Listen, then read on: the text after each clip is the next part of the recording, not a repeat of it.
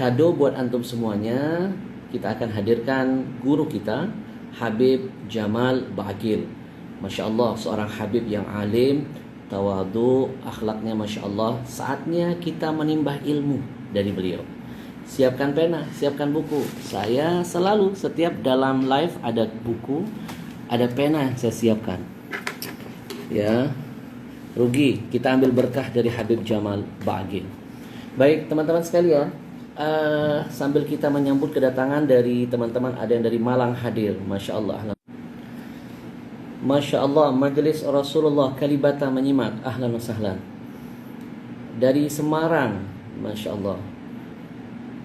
Mohon maaf teman-teman, seharusnya tadi kita jam 7:30, karena ada sesuatu dan lain hal tadi terlambat. Sekali lagi juga minta maaf kepada Habib Jamal Ba'aqil. Muara Enim hadir, Pekalongan hadir, Masya Allah. Ayo berkumpul kita di Taman Syurga, semuanya merapat. Yang jauh mendekat, yang dekat mari merapat. Bogor ahlan wa sahlan. Daripada kita nongkrong di rumah ngisi PSBB dengan hal-hal yang kurang bermanfaat, waktu terbuang nonton TV, nonton drama Korea, TikTok, dan lain sebagainya. Ada baiknya teman-teman sekalian, kita isi waktu luang kita di rumah dengan sesuatu yang bernilai ibadah. Ingat, ciri-ciri orang yang rugi itu umurnya terus bertambah, hari terus berlalu, tapi ilmunya nggak makin bertambah. Temennya, saudaranya nggak makin banyak. Amalnya nggak meningkat. Itu ciri-ciri orang yang rugi di hadapan Allah Subhanahu wa taala. Baik, sudah 100 lebih yang bergabung. Madura, Dimmah. Ayo merapat, kita ambil berkah hari ini dari seorang Habib yang Masya Allah, Habib Jamal. Saya termasuk orang yang mencintai beliau, menyayangi beliau, akhlak beliau yang Masya Allah. Saatnya kita berbagi ilmu, kita menimba ilmu dari beliau. Jakarta hadir, Masya Allah. Ayo semuanya merapat. Setelah merapat nanti kita panggil guru kita. Dari Medan, Masya Allah, ahlan wa sahlan. Tasikmalaya hadir ya Habibi, Masya Allah. Kediri, Jatim, Riau, Masya Allah. Tanjung Priok hadir, Masya Allah. Ini, mohon maaf teman-teman, baru malam ini tampil terus ada gangguan TikTok. Download TikTok, Masya Allah. Emang kalau lagi mau menuju jalan kepada Allah itu godaannya berat. Hujibatil jannah bil makarih. Santri Lirboyo hadir Habib, Masya Allah. Batu Malang hadir. Udah gak sabar nih semuanya. Ayo kita merapat. Udah gak sabar pengen melihat wajah Habib Jamal, pengen dengerin nasihatnya. Dari Solo, Cikampek, Gresik, Masya Allah. Ini dari Gresik nih. Ini peci saya dapat kiriman dari Gresik. Jamaah Ridwan hadir, Masya Allah, Masya Allah. Kalimantan, Masya Allah. Lombok hadir, Masya Allah.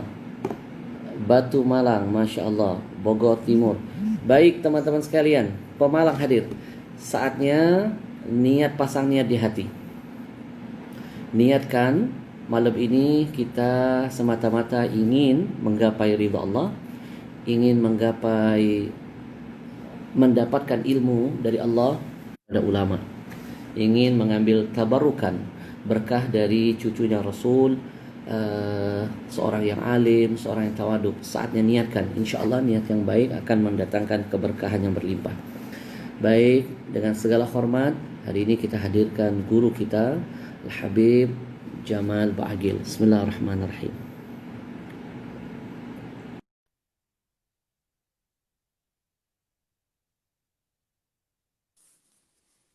Assalamualaikum ya Habibana. Waalaikumsalam warahmatullahi wabarakatuh. Ya. Beb, yang pertama mohon maaf terlambat mulainya karena Nggak ada apa-apa, Habib. sesuatu dan lain hal. Nah, Eh, ada tamu insya Allah dari Yaman, Beb. Masya Allah. Ada tamu dari Yaman, kemudian datang ke sini. Dulu beliau itu pimpinan televisi di Yaman. Malam ini datang dan bawa temannya lagi. Ternyata Beb, Masya Allah, Masya Allah. Banyak sekali mereka yang tertipu investasi di Indonesia. 11 miliar Habib, Masya Allah. Mohon doanya. Mudah-mudahan orang yang zalim ini diberikan hidayah, petunjuk oleh Allah. Masya Allah. Gara-gara satu hal, satu Amin. orang, akhirnya kita semuanya ikut jadi jelek nantinya di mata mereka. Hari ini mereka berkumpul di sini dan insya Allah mudah-mudahan doa Habib salah satunya dan jamaah mudah-mudahan yang zalim disadarkan, diberikan hidayah, yang teraniaya insya Allah diberikan kesabaran. Habib sekali lagi mohon maaf lahir batin, mohon maaf. Gimana kabar antum, sehat Habib? Alhamdulillah sehat walafiat. Terima kasih jazakumullah sudah menyiapkan waktu Habib dengan segala kesibukan Nah, antum. Masya Allah antum luangkan buat Al-Fakir dan jamaah. Ini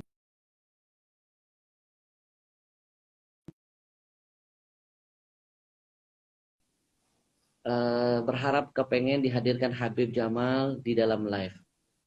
Ini bentuk cinta jamaah kepada antum dan subhanallah terus bertambah yang ingin mengambil manfaat dari antum. 260 lebih sudah ikut live.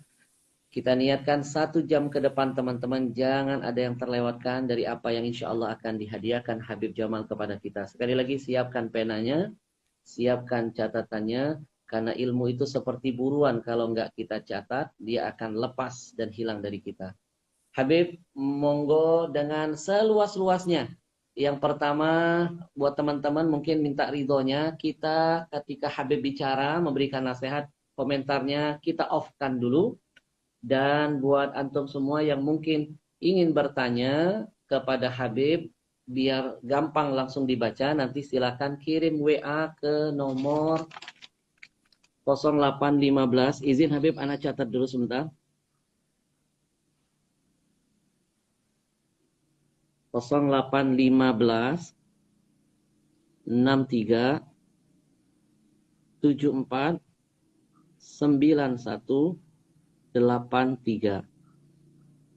Nah, yang ingin bertanya sekali lagi mungkin bisa ke nomor ini, ya. WA akan ke nomor ini, insya Allah. Baik, Habibuna, gimana keadaan di Batu? Apakah PSBB juga, Beb? Batu alhamdulillah sudah agak mulai apa namanya new normal. Kemarin PSBB tapi sekarang sudah alhamdulillah seperti normal. Walaupun kita Alhamdulillah. masih hati-hati lah. Bentar, saya benerin. Ya, jadi majelis berarti off dulu nih, Beb? Oke, sampai detik ini kita masih belum apa namanya membuka majelis, khususnya majelis taklim, Maulid Ar-Ridwan dan majelis rutinan di masjid-masjid yang lain. Menunggu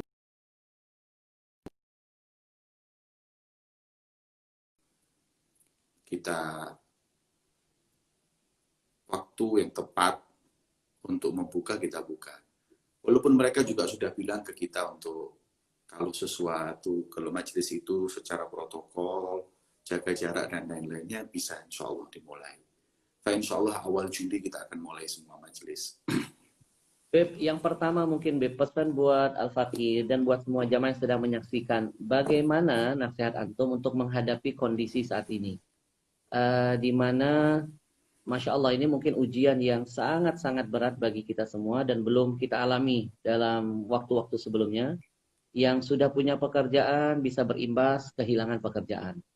Yang sedang mencari pekerjaan dipastikan tidak akan bisa menemukan pekerjaan dalam waktu ke depan. Jadi betul-betul seperti kata pepatah, jatuh dari pohon ketimpa tangga, diuber anjing lagi, Beb. Jadi udah kompleknya luar biasa ujiannya, butuh kesabaran dan betul-betul nasihat yang dahsyat dari para ulama. Salah satunya malam ini untuk mengawali perjumpaan ini, kita minta tips arahan dari Habib bagaimana menyikapi kondisi saat ini. Ada yang bilang ini masih gelombang pertama. masih akan ada gelombang kedua dan bahkan boleh jadi menjadi gelombang ketiga seperti di negara-negara lain. Kalau begitu diprediksi bisa-bisa ini tidak selesai di 2020. Ada yang eh, coba menyelidiki, mempelajari, khawatirnya ini akan berlanjut sampai 2021. Nah, paling tidak, Beb, kalau itu akan terjadi, kita sudah punya pegangan nasihat dari Antum. Dan buat jamaah, bagaimana seharusnya kita menghadapi ini, Beb? Monggo, Habib. Bismillahirrahmanirrahim. Amirin Sayyidina Muhammad wa ala alihi wa sahbihi ajma'in, amma ba'd. Pertama,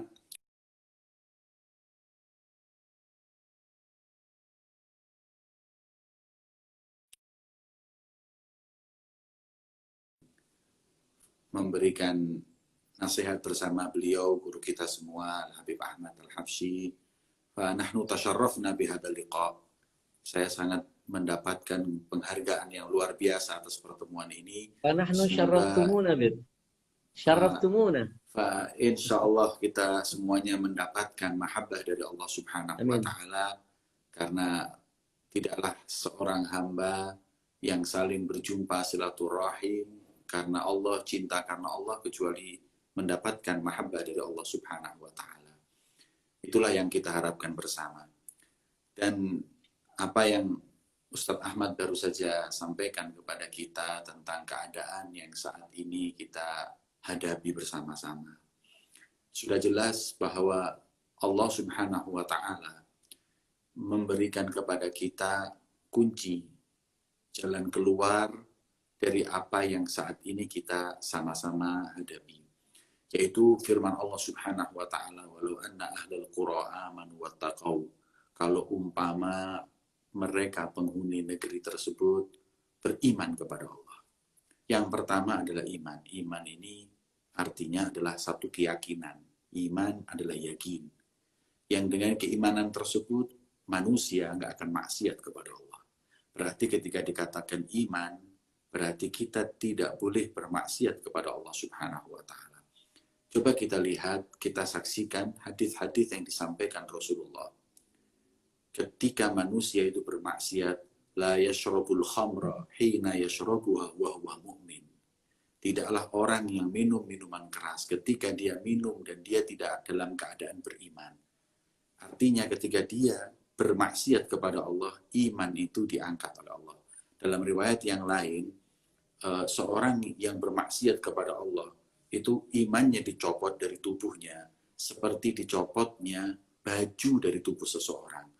Kata guru saya, Habib Umar, beliau mengatakan, baju itu ketika Allah lepas, karena kita bermaksiat, Allah berhak untuk mengembalikan lagi, dan berhak tidak mengembalikan lagi. Fal'iyadzubillah min dzalik. Maka daripada itu, dengan keimanan, berarti kita sama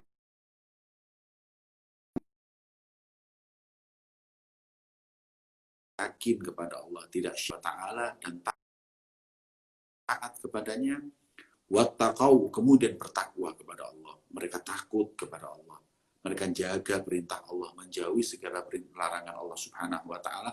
La fatahna, lam di sini, untuk memastikan kalau mereka beriman, kalau apabila mereka bertakwa, mereka kembali kepada Allah. La fatahna alaihim, aku akan bukakan untuk mereka barokat. Pakai jamak lagi, keberkahan-keberkahan. Kita tahu makna barakah adalah ziyadatul khair, kebaikan yang ditambah oleh Allah Subhanahu wa Ta'ala. Minas sama'i wal ard, dari langit, dari bumi, Allah berkahkan semuanya. Dengannya kita insya Allah jauh dari segala musibah, wabah, dan bala. Maka itu awal, pertama kali ketika kita mendapat musibah adalah kita rujuk kepada Allah. Kita kembali kepada Allah Subhanahu wa Ta'ala, mengakui segala salah, kedosa kita, agar Allah Subhanahu wa Ta'ala mengangkat musibah tersebut.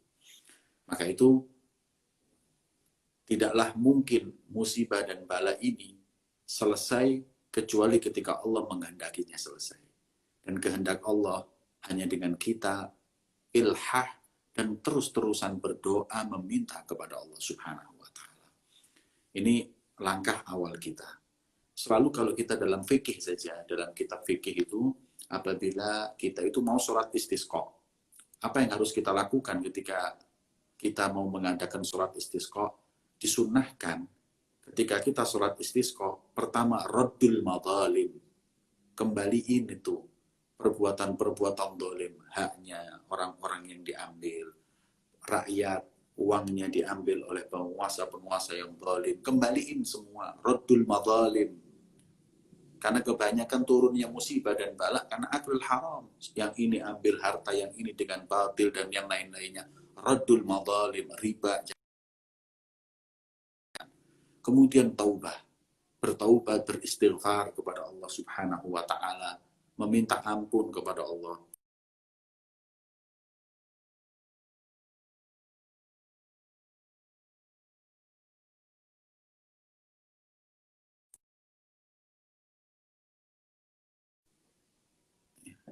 Yang ketiga adalah kita bersedekah, sama-sama sedekah. Dan yang keempat adalah tadzallul. Ketika kita dalam keadaan mendapatkan musibah kemarau, kita ingin sholat istisqa, disunnahkan kita berangkat untuk di lapangan sholat dengan baju yang badlah, baju yang sangat sederhana, menunjukkan rendahnya kita di sisi Allah Subhanahu wa Ta'ala. Nah, ini empat hal tadi ini kita lakukan, insya Allah dengannya Allah akan turunkan hujan. Begitu pula musibah dan bala ini. Kita kembali kepada Allah, kita bertaubat kepada Allah, haknya manusia kita kembalikan, kemudian kita sedekah yang banyak, dan yang terakhir jangan sombong. Karena kesombongan inilah yang membuat Allah itu murka kepada hambanya. Ya. Maka itu, ini langkah yang disebut oleh para ulama, ya, fuqaha dalam bab istisqa, yaitu sholat istisqa. Kemudian yang kedua, selain daripada hal yang telah disampaikan dalam hal istisqa, kita juga harus mengambil sunnatullahnya. Maknanya, setelah ini semua kita lakukan kembali kepada Allah, sunnatullahnya adalah kita wiqayah, yaitu menjaga diri kita dari penyakit tersebut. Jangan terus kita mau menentang penyakit itu atau mengingkarinya dan lain-lain. Itu enggak dibenarkan. La darar wa la dirar, kata Rasulullah. Jangan engkau mencampakkan dirimu dalam kebinasaan. Jangan kau juga membinasakan orang lain. Kita jangan membahayakan diri kita, jangan membahayakan orang lain. Makanya kita jangan sampai juga kita sebagaimana yang diajarkan oleh Nabi kita Muhammad SAW. Maka sudah sunatullahnya, apa yang sekarang disarankan oleh dokter yang amanat, untuk kita pakai masker, nggak keluar rumah, cuci tangan, kita lakukan. Walaupun kita juga punya cara-cara yang diajarkan oleh Allah dan Nabi-Nya Muhammad Sallallahu Alaihi Wasallam, sebagaimana tadi telah sama-sama kita dengarkan uraian yang sebelumnya. Maka itu, setelah ini semua, kita ketawakal kepada Allah Subhanahu Wa Taala.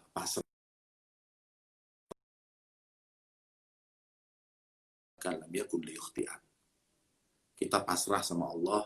Jadi setelah kita udah upaya, udah semuanya, kita jangan ketakutan. Karena yang namanya ketakutan ini sudah nisful marad. Belum sakit duluan kalau kita udah ketakutan. Terus gimana? Tawakal. Wa fawwid amri ilallah. Innallaha basirun bil ibad. Ya, kita pasrahin semua sama Allah. Allah yang maha tahu. Dari situ, insya Allah kita akan menghadapi semua hal ini dengan hati yang lapang dan lujuk kepada Allah, kembali kepada Allah Subhanahu wa Ta'ala. Sambil kita tawakal, insya Allah gak akan bisa kena sesuatu kepada kita kecuali izinnya Allah, dan tidak akan luput dari kita kecuali dengan izinnya Allah. Mungkin gitu Ustaz Ahmad untuk menghadapi saat ini, apa yang di tengah-tengah kita. Nastafid minkum kathir, Habib. Masya Allah, nastafid minkum kathir. Masya Allah.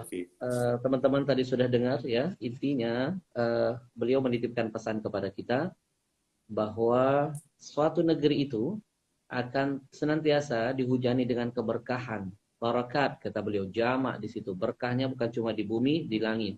Yang turun dari langit hujan nggak bikin banjir. Yang keluar dari bumi bukan sesuatu yang membinasakan kita. jalannya harus dengan iman dan takwa. Jauhi segala bentuk kemaksiatan. Dan tadi beliau menekankan ketika seseorang bermaksiat, berhati-hatilah. Saat itu imannya dicabut oleh Allah Subhanahu wa taala. Seperti halnya dia manusia yang dilepaskan pakaiannya, udah nggak ada harga diri di hadapan Allah Subhanahu wa taala. Dan teman-teman hati-hati, eh, kemaksiatan itu juga bisa menjadi penghalang ya, Bib, penghalang ilmu ya. Semakin banyak kita bermaksiat, maka ada beberapa hal yang akan terhalang mampir ke kita, seperti ilmu, rezeki, kemudian bisa menimbulkan keresahan, bisa menimbulkan, mendatangkan kesulitan, dan mencabut segala bentuk keberkahan. Maka teman-teman, pesan pertama Habib ini mengajarkan kepada kita, jauhi segala bentuk kemaksiatan.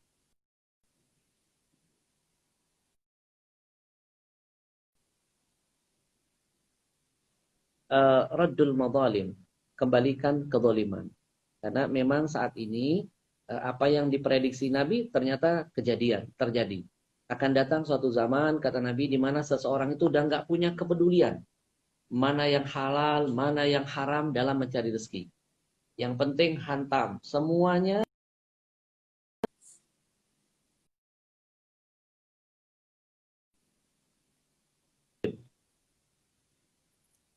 Maaf, tadi terputus. Bisa diulangi, Ya. Ustaz, pertanyaan? Mohon maaf ini jamaah baru malam ini, Beb. Setiap berapa menit ada yang tampil tuh, Beb. Nawarin TikTok. Tampil lagi nawarin apa itu, iklan apa itu. Baru malam ini nih. Ini Masya Allah nih. Godaannya luar biasa nih. Jadi agak terputus, harus dihilangkan dulu, dihilangkan lagi iklan-iklan yang yang nggak ada manfaat. Begini Beb, tadi Habib bilang ya salah satunya adalah radul madzalim. Berusaha, ada upaya mengembalikan segala bentuk kezaliman. Banyak sekali terjadi ada hal-hal yang bukan milik kita, kita rampas dan kita makan. Ya, seperti yang Ana tadi sempat cerita ke antum, ada sohib kita dari Yaman, 11 miliar uangnya dilarikan di Makassar. Ada orang kita menawarkan investasi di sana. Ya, dia datang dari Yaman, bawa uang 11 miliar untuk investasi properti. Dibangunkan satu rumah, ditunjukkan betul satu rumah jadi. Terus kemudian ditinggalkan. Uang 1 miliar, 11 miliarnya dibawa kabur. Dan ternyata malam ini beliau bawa lagi teman dia yang akan bercerita kepada Ana, ada hampir 200 miliar orang Arab ditipu di puncak. 200 miliar, 5 orang temannya, ada yang beli rumah saat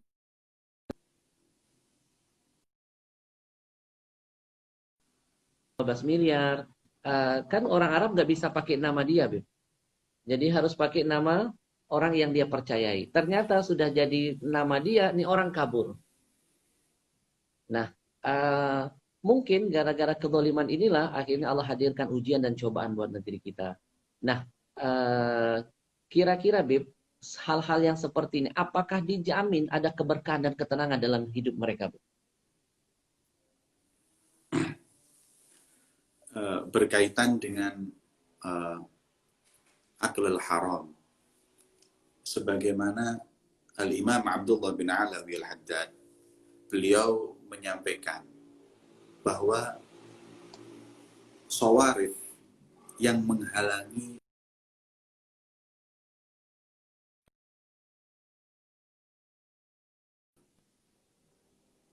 dan diantaranya adalah aklul haram, yakni memakan harta orang lain atau dengan cara memakan harta dengan cara yang diharamkan oleh Allah. Bisa jadi dengan proses riba atau memakan harta orang dengan cara yang zulum atau zalim. Fa'ala kulli hal, yang namanya makan haram tersebut itu mempunyai dampak yang sangat serius. Dampaknya itu kata ulama bukan cuma sekedar di dunia, bahkan sampai kelak nanti di akhirat.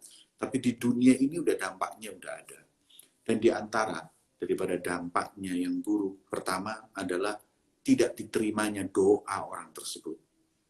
Sebagaimana beberapa riwayat menyebutkan, thumma yamutu yadayhi ila sama faqala ya Rab, ya Rab. Ada orang yang sampai mengulurkan tangannya ke langit meminta kepada Allah, ya Allah, ya Allah, ya Allah.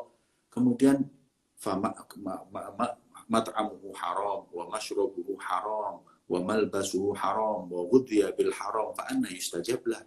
Kata Rasulullah, gimana mau dikabulkan doa orang tersebut sedangkan makanannya haram, minumannya haram, dan dia pakai kain pun dari uang haram, dan dia dari kecil dikasih makan yang haram. Fa'anna yustajablah, kaifa yustajablah, bagaimana akan dikabulkan? Dalam riwayat, dahulu Sayyidina Musa alaihissalam pernah melihat seorang hamba Allah yang meminta sambil menangis. Kemudian tidak dikabulkan permintaan itu oleh Allah. Hingga Nabi Musa yang kalim Allah bertanya kepada Allah, ya Rab, ala lima lam tastajib da'wata fulan. Kenapa kau nggak kabulkan doa orang tersebut, ya Allah? Dia udah seperti itu, meminta, mengharapnya kepadamu. Maka dijawab oleh Allah, kaifa astajib wa fi badnihi haram, ya Musa. Maka katanya, bagaimana aku kabulkan, bagaimana aku ijabai, sedangkan dia ketika mengadakan tangan meminta di perutnya barang yang haram, na'udzubillah min dzalik. Maka dampak yang pertama, seorang yang memakan harta haram adalah satu, tidak dikabulkan doanya oleh Allah Subhanahu wa taala. Makanya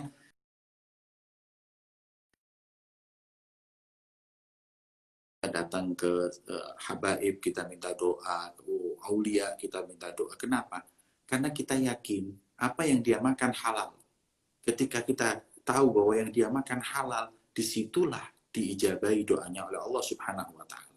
Dimanapun orang itu kalau meminta doa, pasti meminta kepada orang yang dianggap soleh, yang memakan makanan yang halal. Seperti itu. Kan Al-Habib Attas, Abu Bakar Attas Al-Habsyi, saya pernah mendengar dari satu murid beliau.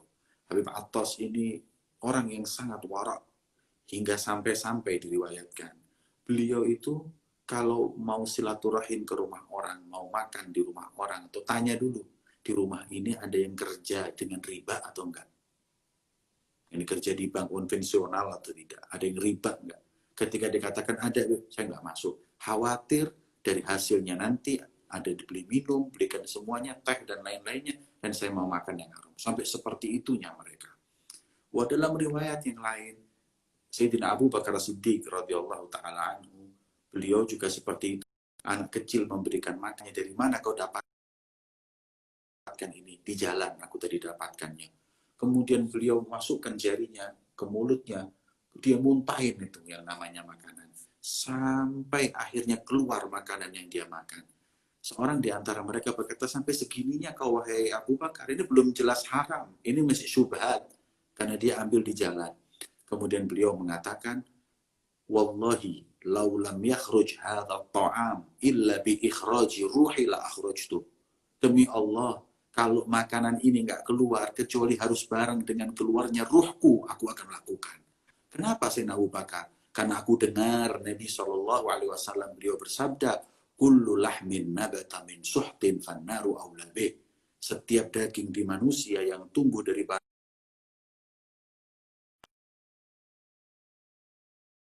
Subhanahu wa ta'ala. Maka daripada itu, dampaknya coba lihat. Doa nggak diijabahin. Kemudian masuk neraka Allah Subhanahu wa ta'ala. Seperti itu. Belum lagi menyakiti hati orang, Ustaz. Coba kita dari cerita-cerita yang Ustaz sampaikan. Bagaimana orang-orang tadi yang membawa harta, kemudian dia bohongin, kemudian hatinya hancur, bisa mungkin stres dan lain-lain. Saya nggak bisa bayangin bagaimana seperti itu orang-orang itu. Makanya ini termasuk kasri qalbil mu'min. Ini termasuk daripada orang yang menghancurkan hati orang mukmin. Orang kalau udah ngancurin hati orang mukmin, kata ulama, hurmata qalbu mu'min asyaddu indallahi min hurmati Ka'bah. Kehormatan hati orang mukmin itu di mata Allah jauh lebih berharga daripada kehormatan Ka'bah. Hingga dalam riwayat mengatakan lau kasarta Ka'bah labinatan ba'da labinatin. Kalau kau hancurkan itu Ka'bah batu demi batu, itu dosa besar, tapi lebih lagi dosanya kau hancurkan hati orang yang beriman kepada Allah Subhanahu wa ta'ala. Maka itu perbuatan seperti itu udah pasti membuat orang stres, membuat orang. Nah, apa keberkahannya dari harta seperti itu? Nantinya dia akan menyesal, itu masih di dunia, belum lagi sampai nanti di akhirat. Billah.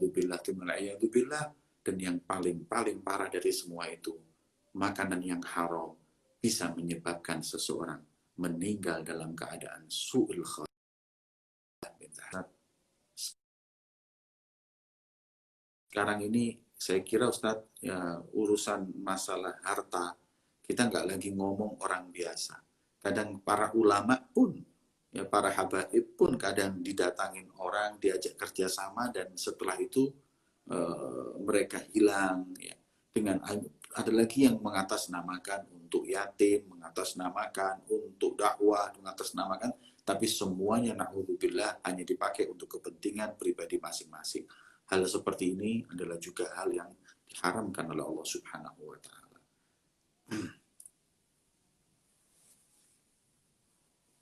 Gitu, Ustaz. Baik, Habib. Maaf.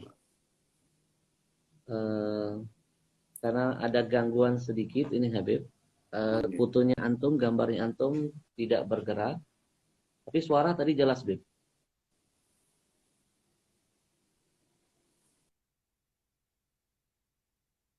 Kan panggil Ekal ya, silakan bermampir itu. Baik, teman-teman sekalian, mohon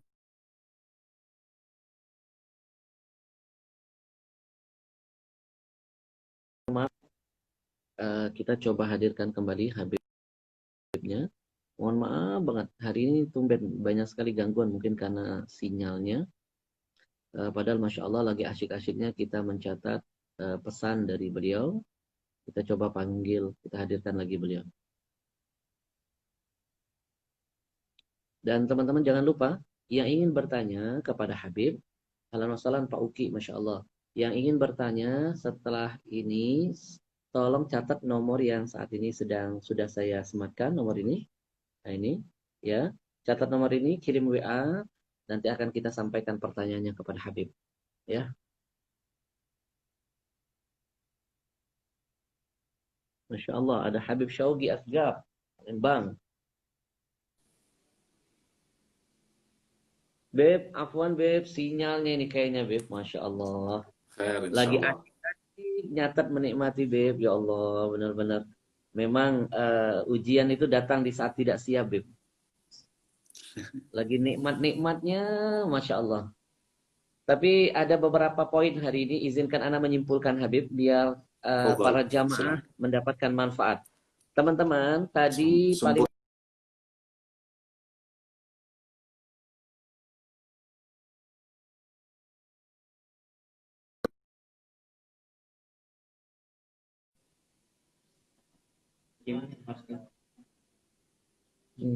baik, teman-teman sekalian, mohon maaf. Ada 3 paling tidak yang tadi sudah Al-Fakir catat. Buat antum semuanya, agar semakin semangat menjauhi dari hal-hal, memakan hal yang haram. Karena yang pertama kata Habib, hati-hati betul, jangan dianggap remeh. Seseorang yang memakan dari yang haram, maka dipastikan doanya tidak akan diterima oleh Allah Subhanahu wa Ta'ala. Tadi padahal di satu hadis Nabi menceritakan ada beberapa doa yang tidak akan ditolak. Salah satunya doa orang yang dalam perjalanan musafir. Tapi tadi Habib menyampaikan ada riwayat Nabi bercerita ada seseorang yang melakukan musafir yang sangat panjang. Luar biasa perjalanan yang sangat meletihkan. Lalu dia mengangkat tangan berdoa, Ya Rab, Ya Rab, Ya Rab. Tapi tidak dikabulkan oleh Allah Subhanahu wa Ta'ala. Fa anna yustajabu li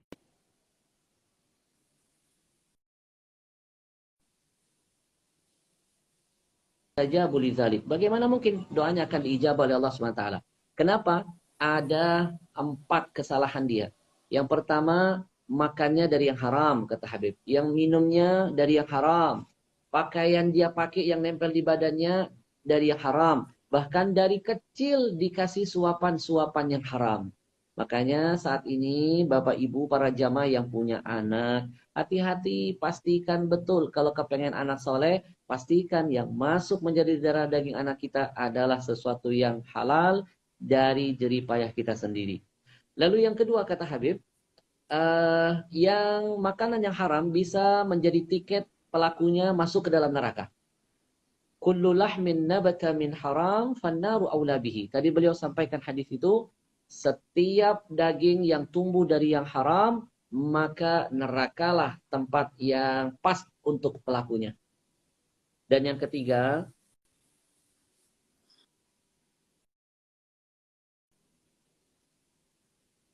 orang yang memakan yang haram bisa mendapatkan tiket su'ul khatimah, mati yang jauh daripada rahmat Allah.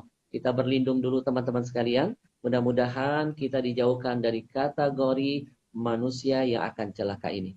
Masya Allah Habib. Baik, Habib izin ada beberapa pertanyaan dari jamaah. Yang pertama, bagaimana cara membersihkan hati Habib?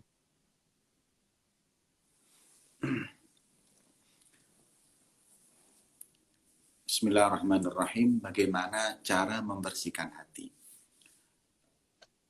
Hati itu memang adalah tempat pandangan Allah, dan dengannya senantiasa kita harus membersihkan. Kita malu kepada Allah apabila kita dipandang dan dalam keadaan hati itu kotor dan berpenyakit. Sebagaimana baju adalah tempat pandangan manusia,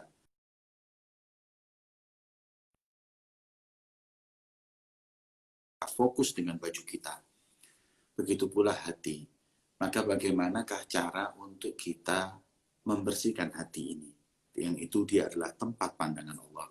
Ulama mengatakan ada beberapa langkah untuk membersihkan hati. Yang pertama adalah dengan tilawatul Quran wa tadabbur bihi. Yang pertama dan kedua adalah membaca Al-Quran serta mentadaburinya. Karena yang namanya Al-Quran itu tidak akan pernah nikmat dibaca kecuali di hati orang yang bersih. Sebagaimana Sayyidina Utsman bin Affan radhiyallahu taala anhu, beliau itu kalau sholat 2 rakaat 30 juz, per rakaatnya 15 juz, di depan Ka'bah lagi dia sholat. Ada yang tanya, wahai Utsman, kau sholat 2 rakaat 30 juz kau lakukan, kau baca Al-Quran? Iya. Apa resepnya hingga kau bisa melakukan itu? Beliau mengatakan, idza tahural qalbu ma syabi'a min kalamillah. Hati itu kalau bersih, insya Allah nggak akan pernah kenyang dari kalam Allah. Maka yang pertama adalah kita itu membaca Al-Quran dan mentadaburinya, karena Al-Quran dibaca serta ditadaburi agar sempurna. Kemudian yang kedua, agar hati bersih adalah memperbanyak zikir kepada Allah. Banyak zikir adalah resep yang paling ampuh membersihkan hati, karena Rasulullah bersabda, innal qalba la yasda kasadail hadid. Ini yang namanya hati bisa berkarat seperti berkaratnya bersih. Kemudian sahabat bertanya, fama jila'uhu ya Rasulullah, kalau hati itu seperti besi yang bisa berkarat, maka bagaimana menghilangkan karat tersebut ya Rasulullah? Rasul menjawab, zikrullah, berzikir kepada Allah Subhanahu wa ta'ala. Dan sebaik-baiknya zikir adalah kalimat la ilaha illallah. Itu sebaik-baiknya zikir. Ada yang namanya step atau langkah-langkah dalam berzikir. Paling afdal adalah la ilaha illallah. Kemudian kalau sudah la ilaha illallah itu mustahdhar, semua udah ke bawah dalam hati kita, kita hanya cukup melanjutkannya dengan Allah, Allah, Allah, Allah.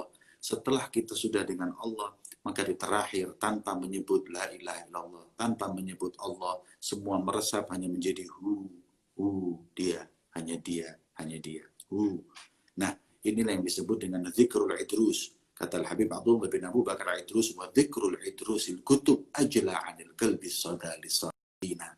Kata beliau, Al-Habib Abdullah bin Abu Bakar Idrus Sultanul Malah ini adalah satu resep yang paling ampuh untuk menghilangkan karat yang ada dalam hati kita. Caranya ketika berzikir, sebagaimana diajarkan oleh guru-guru kita, afdhalu dzikri la ilaha illallah. Aslinya la ilaha illallah itu adalah la ma'buda bihaqqin fil wujudi illallah. Tidak ada yang patut disembah dengan benar di alam semesta ini kecuali Allah. Ini harus dipahami dulu. Arti la ilaha illallah itu tidak ada zat yang paling hak, yang paling benar untuk disembah di alam semesta ini kecuali Allah. Nah, ketika kita faham itu, menyampaikan la ilaha illallah, kita tekankan dalam dua hal. Yang pertama dalam nafinya, la-nya. Kemudian dalam isbatnya, illanya. Makanya ketika berzikir, la itu artinya tidak ada, nanti selanjutnya kecuali. Maka kita diajarkan guru-guru kita menekan di dua hal. La ilaha illallah. La ilaha illallah. Nggak ada kecuali Allah. Nggak ada kecuali Allah. Ini diulang hingga meresap. Kalau udah meresap, tinggal Allah. Allah. Allah adalah hakikatnya kita sudah hadir di hati kita kalimat la ilaha illa Allah. Allah. Allah. Nah, ketika sudah meresap kata Allah, Allah, Allah, maka kalimat Allah pun sudah hadir dalam hati kita. Ketika kalimat Allah sudah hadir dalam hati kita, yang ada hanya kalimat huwa, dia. Artinya tidak ada yang patut disembah dalam alam semesta ini yang benar kecuali Allah, dia, dia, dia. Hanya Allah, hanya dia. Nah, setelah itu, bersih hati kita, nyambungin hati dengan Allah. Hati udah nyambung sama Allah. Kalau yang sudah seperti ini, seperti Imam Abdullah bin Ala bin Haddad, ya Ustadz, kita kalau mau sholat itu kan khusyuk dulu. Kita hadirin hati dulu, Allahu Akbar, baru kita sholat. Kalau Imam Haddad itu kebalikan kita. Kalau ngomong sama orang, beliau berupaya untuk khusyuk. Karena 24 jam hatinya sama Allah, ketika ada tamu yang ingin menjumpai beliau, beliau minta waktu untuk fokus kepada manusia. Karena fokusnya hanya kepada Allah. Hingga beliau tulis dalam qasidahnya, Ana masyghulun bi Laila an jami'il kauni jumlah. Aku udah sibuk sama si Laila, yaitu isti'arah dari Allah. Aku udah hatiku semuanya hanya kepada Allah. Gak melihat sesuatu kecuali mengingatkan kepada Allah. Maka zikir itulah yang bisa membersihkan hati. Nah, kemudian baca Al-Quran, kemudian bangun malam, dan terakhir yang paling penting, berteman dengan orang yang hatinya bersih. Berteman dengan orang-orang yang baik. Nggak akan pernah kita jadi baik selama kita nggak berteman dengan orang yang baik. Maka itu, pilih teman yang baik. Insya Allah, sebagaimana ulama mengatakan bahwa anil mar'i la tas'al, fas'al an qarini, innal qarina bil qarini yaktadi. Orang itu mau tahu orang ya temannya. Karena nggak bisa luput. Teman itu pasti mengartikan seseorang nilainya. Maka itu bohong kalau ada orang yang mengatakan, temanku bajingan semua, temanku setan semua, tapi alhamdulillah aku nggak sama-sama mereka. Itu omongannya udah menunjukkan dia nggak benar. Nggak mungkin, sebagaimana para ulama mengatakan, panuan dekat sama orang sehat, yang nggak mungkin yang sebaliknya, yang panuan jadi sehat. Maka daripada itu, untuk hati agar bersih, bertemanlah dengan orang-orang soleh. Berteman dengan orang soleh yang kalau dipandang mengingatkan kita kepada Allah. Yang kalau dipandang membuat hati kita yang gundah jadi bahagia. Itu kita kan tahu nih, kita kadang-kadang ini kalau lihat orang yang lagi sumpek karena banyak utang, ya karena sumpek banyak utang, kita lihat orangnya nggak ikut utang, ikut sumpek. Karena udah bawaannya seperti itu. Tapi kalau ada orang yang dekat dengan Allah, cinta dengan Rasulullah, ini subhanallah, idza ru'u dzikirallah. Kalau dipandang mengingatkan kita kepada Allah. Kalau dipandang membuat hati kita ini yang gundah, hati kita yang kotor menjadi bersih. Maka itu selalu dikatakan bahwa orang kadang-kadang kalau udah hatinya kotor,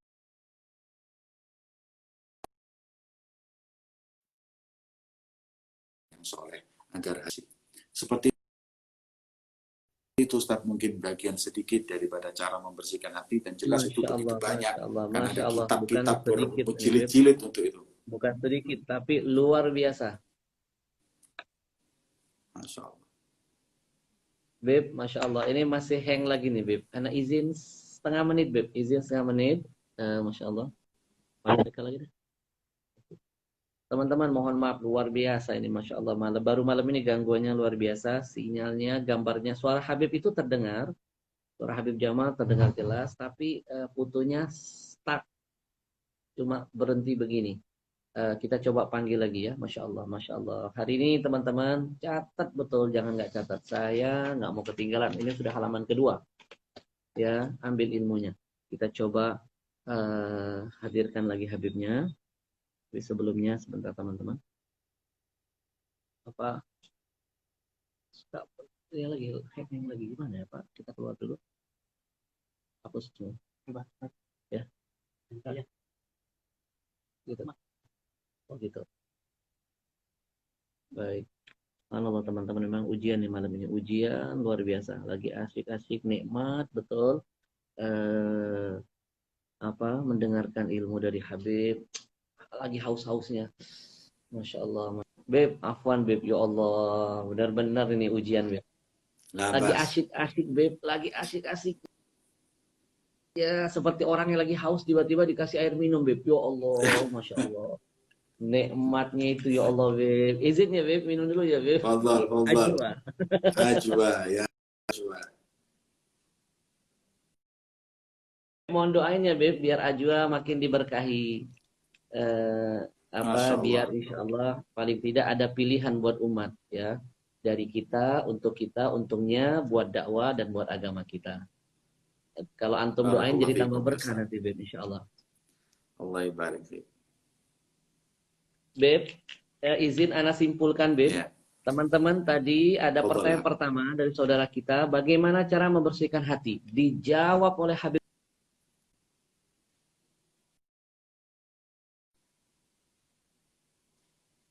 Singkat, padat, luar biasa. Dikasih bumbu cerita lagi. Yang pertama teman-teman, yang ingin hatinya bersih. Ya, bagaimana cara membersihkannya? Catat, banyak-banyak tilawatil Quran. Maksudnya banyak-banyak menjalin komunikasi kita dengan Allah. Karena Allah lah yang maha membolak-balikan hati. Ya, kalau kita nggak mau komunikasi kepada yang menciptakan kita, yang punya hati kita, yang membolak-balikan hati, mana mungkin hati bisa jadi bersih. Tadi beliau juga menyebutkan ada cerita ketika Imam Ali bertanya kepada Sayyidina Utsman bin Affan. Lalu dijawab oleh beliau, "Idza tahural qalb ma syubbi'at min kalami rabbikum." Ya, kalau hati itu sudah bersih, ya, tidak akan pernah ada rasa kenyang ketika berkomunikasi dengan Tuhanmu. Nah, orang jangan heran kalau ada orang baca Quran, sahah bisa khotam dalam satu malam. Tidak ada ngantuk, tidak ada capek. Kenapa? Karena hatinya bersih. Jadi dia menikmati komunikasi dia dengan Allah. Kalau kita baru baca Quran 10 ayat sudah ngantuk, itu jangan-jangan hati kita kotor. Makanya tidak connect sinyal kita dengan Allah yang maha suci. Maka bersihkan hatimu biar terjalin konektivitasmu dengan Allah insya Allah. Lalu yang kedua kata beliau, zikir, cara membersihkan hati. Dan sebaik-baik zikir adalah la ilaha illallah. Dan yang ketiga, berteman dengan orang yang baik. Maka beruntung hari ini kita dikumpulkan Allah di sini. Insya Allah semuanya digolongkan minas salihin. Amin. Apalagi kita bisa memandang wajah orang-orang yang soleh seperti Habib Jamal. Baik, pertanyaan kedua Habib. Sebelum Ana bacakan ini, Bib, Ana todong dulu. Nanti siapkan ijazah terbaik buat kami semua, Bib. Masya Allah. Ijazah yang harus antum ijazahkan kepada kita semuanya. Karena ini menunggu nih, 300 lebih ini menunggu ijazah dari antum.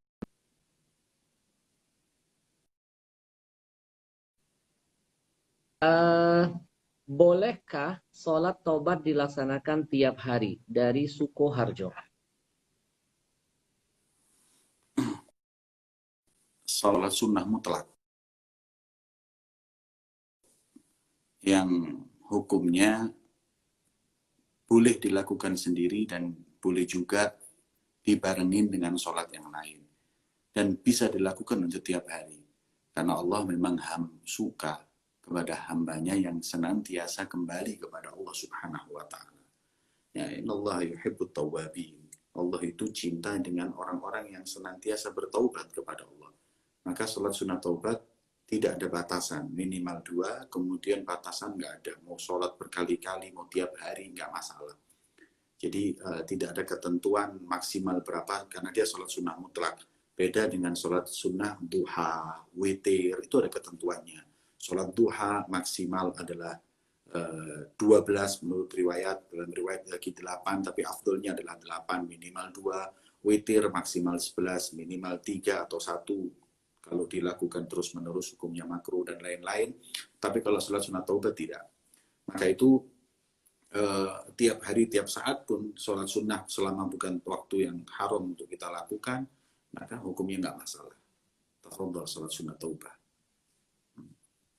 Gitu, Ustaz. Baik, Habib, jazakumullah. Pertanyaan berikutnya, Habib, dari Lampung. Soal kurban, baiknya sekali seumur hidup atau harus tiap tahun, Habib? Kurban apa yang dimaksud ini? Udhiyah, yakni Idul Adha. Kayaknya Idul Adha, Habib. Kalau Idul Adha, hukumnya sunnah. Dia tidak wajib kecuali di mazhab yang lain yang mengatakan bagi yang mampu, maka wajib untuk korban. Tapi di mazhab kita adalah sunnah mu'akkadah. Dalam mazhab Imam Syafi'i, udhiyah adalah sunnah mu'akkadah. Jadi kalau kita sampai enggak melakukannya, kita yang rugi. Maka daripada itu, dalam riwayat-riwayat yang lain disebutkan, abdimu dohayakum fa'innaha ala sirat matoyakum. Perbesarlah hewan korban kalian, karena nanti di siratul mustaqim dia adalah kendaraan kalian. Man yajidlah usa'ah walam yudahi. Barang siapa yang mendapatkan kemudahan dari Allah untuk melakukan korban, tapi dia tidak melakukannya. Itu dalam riwayat, fala yaqrubanna musallana. Jangan dekat-dekat musala kami, jangan dekat-dekat masjid kami, karena dia nggak mukmin yang sempurna. Bisa-bisa jadi dia adalah orang-orang yang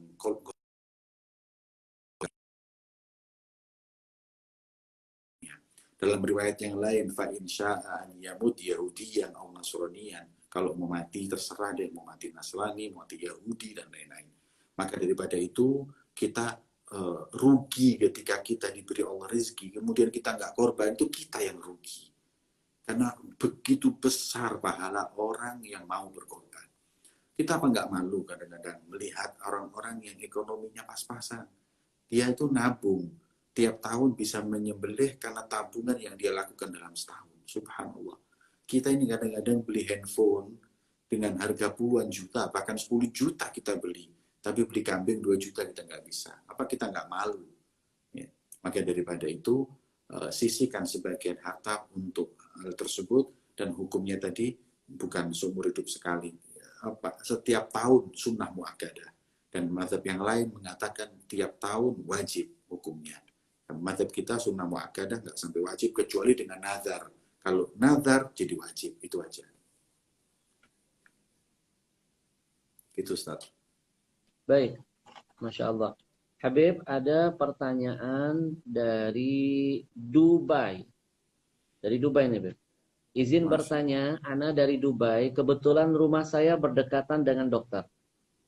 Dia pernah bilang COVID-19 tidak berbahaya, tapi yang diberitakan media berbahaya. Gimana menurut?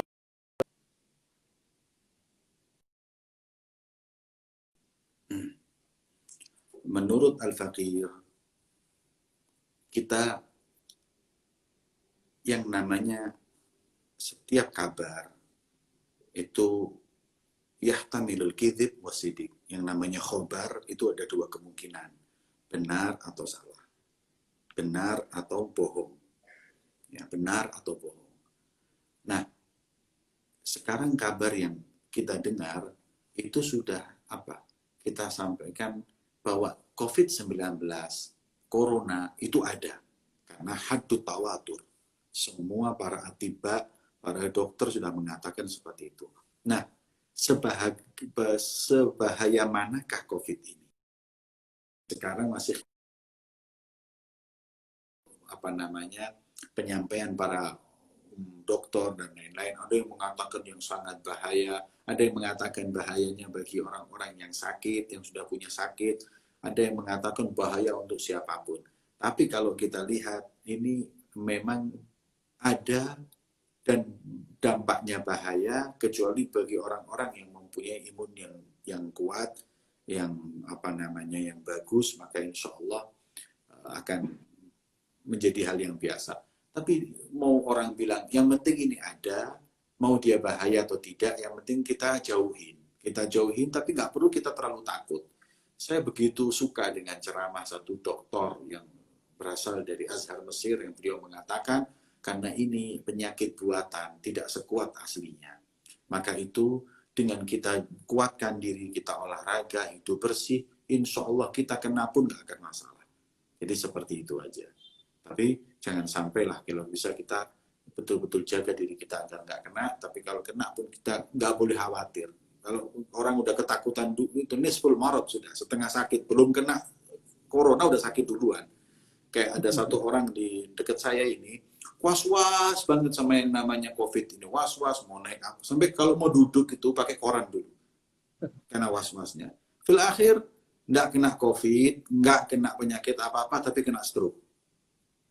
Darahnya kena stroke, masuk rumah sakit. Ya ini.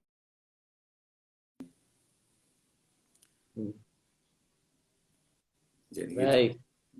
Masya Allah. Jadi Beb artinya takut kita tidak boleh, tapi takut dan was-was nggak boleh. Waspada yang boleh ya Beb. Ya betul. Ya, jadi lebih baik teman-teman sekalian kita lebih baik Allahumma shalli Muhammad al-wiqayah khairun minal ilaj. Jadi pencegahan itu Nah, lebih baik daripada mengobati. Waspada boleh, tapi jangan terlalu panik. Tadi Habib ceritakan nggak kena COVID tapi kena stroke. Akhirnya ujung-ujungnya bisa jadi stop, Beb. Ya. Beb, ada pertanyaan lagi. Apa hukumnya makan hasil deposito, Beb? ya. Depositonya harus kita pelajari dahulu. Kalau deposito tadi itu adalah deposito yang sudah pasti keuntungannya, maka itu hukumnya riba.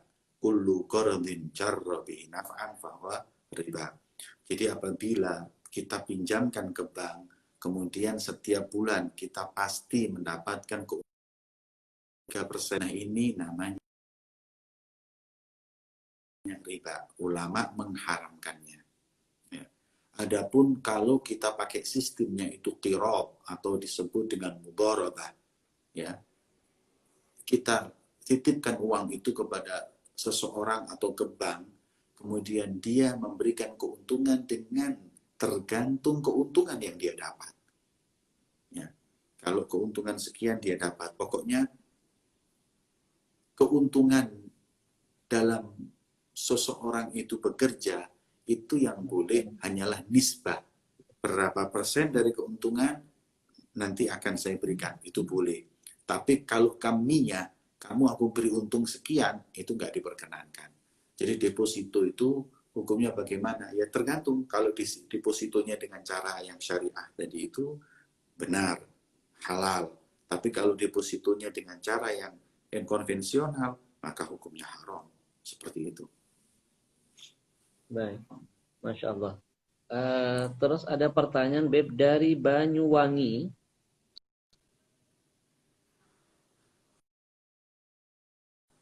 Ijab kabul. Yang dipakai binnya bukan bin ayah kandungnya, tapi ayah angkatnya. Apakah sah pernikahannya?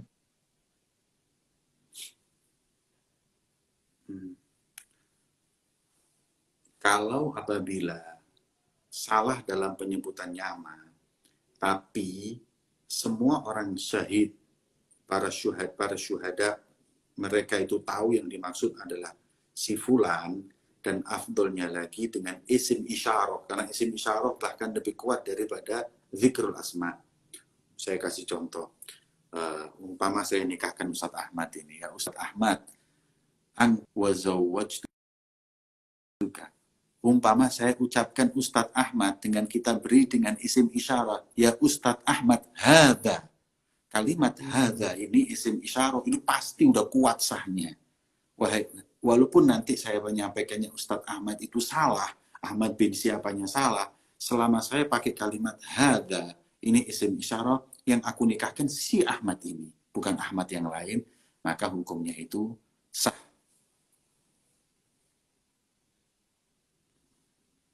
Oke. Saya ingat guru saya Al Habib Saleh bin Ahmad Al Idrus.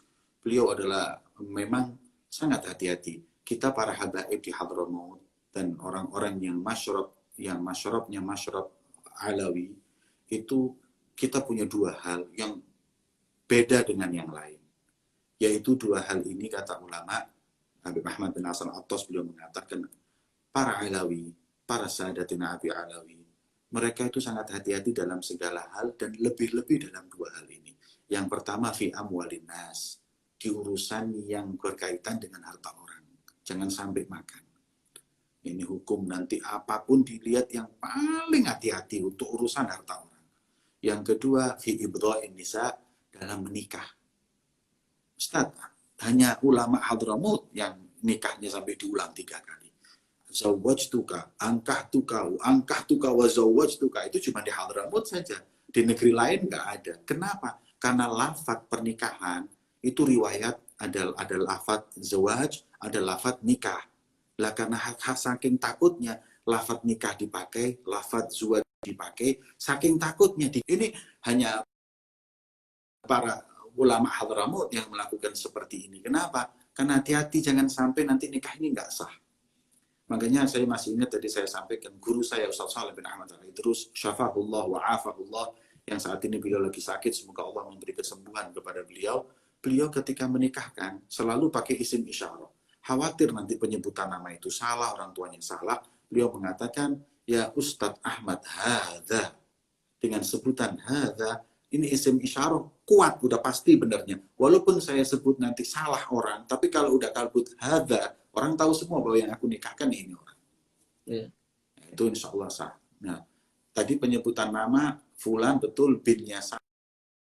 Semuanya yang orang itu, maka nikah itu dikatakan sah.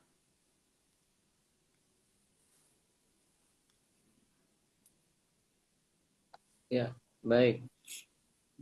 Habib, pertanyaan berikutnya, ketika makanan yang tidak tahu halal dan haram, apa yang harus kita lakukan agar tubuh darah daging kita kembali suci? Adakah langkah-langkahnya, Habib? Rasulullah bersabda, al-halalu bayyin wal haramu bayyin wa bainahuma umurun mushtabihat. Yang halal itu jelas, yang haram itu pun juga jelas. Adapun yang nggak jelas halal dan haramnya, ini yang disebut dengan mustabihat atau syubhat. Dan Rasulullah mengingatkan, waman waqa'a fi syubhat waqa'a fil haram. Orang kalau sudah terjerumus ke syubhat, pasti akan ada saatnya terjerumus ke yang haram. Makanya kita yang syubhat ini jangan lakukan. Walaupun kita mengatakan tidak haram mutlak, tapi ketika kita sudah masuk ke sana, yang kita khawatirkan, kita meringankannya, mengentengkannya hingga masuk yang haram. Rasulullah menyebutkan, waman waqa'a fi syubhat waqa'a fil haram kara'iyar haulal hima yushiku an yarta'fi. Rasulullah mengatakan seperti pengembala domba. Pengembala domba itu kalau merumput, ini membawa piaraannya, dombanya, mengambil atau masuk sebelah. Kalau kita udah dekat-dekat ke barisnya, istilahnya ke perbatasan, jangan di perbatasan, agak sini yang pasti. Kalau udah di perbatasan, nanti pasti dikit-dikit masuk harta orang itu kita makan. Maka itu diibaratkan. Makanya orang kalau udah ke syubhat, pasti akan nantinya suatu saat melakukan yang haram. Dan syubhat ini adalah bagian daripada waroknya orang. Kalau kita nggak warok, ya kita akan makan yang syubhat. Sedangkan warok adalah salah satu daripada sebab terimanya amal ibadah kita. Sebagaimana ulama mengatakan, lau shallaitum hatta takunu kal hanaya wa sumtum hatta takunu kal autar, la yataqabbala dzalika illa bi war'in hajiz. Kalaupun kau itu berdiri sholat sampai kayak padi yang merunduk, hingga kau itu puasa tiap hari seperti senar kurusmu, tapi kau nggak punya sifat warok, nggak diterima semua amal ibadahmu oleh Allah. Na'udzubillah, tsumma na'udzubillah. Makanya kalau kita nggak tahu halal haram, tinggalin. Dak ma yuribuk ila ma la yuribuk. tinggalkan sesuatu yang meragukanmu kepada sesuatu yang nggak meragukanmu. Enak gitu hidup. Ya, baik. B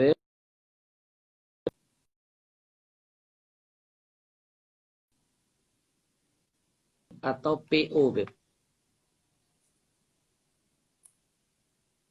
Apa itu PO, Ustaz? Dropshipper dan PO. Mm-hmm. Ini kayaknya Anda juga kurang paham deh. Mungkin barangnya diterima dulu baru bayar mungkin, Beb. Wallahu a'lam. Kalau apa tuh namanya husnul soal nisful ilm. Jadi Betul. soal ini harus dia. Takut kita salah nih, Beb. Betul. Nanti kita Lagi, salah Beb. menjawabnya. Ya. Eh, Masya Allah. Saya mau bertanya Habib tentang cadar. Apa hukumnya bercadar bagi wanita muslimah? Bagaimana jika ada wanita yang bercadar tapi masih belum sepenuhnya? Kadang pakai dan kadang nggak memakai.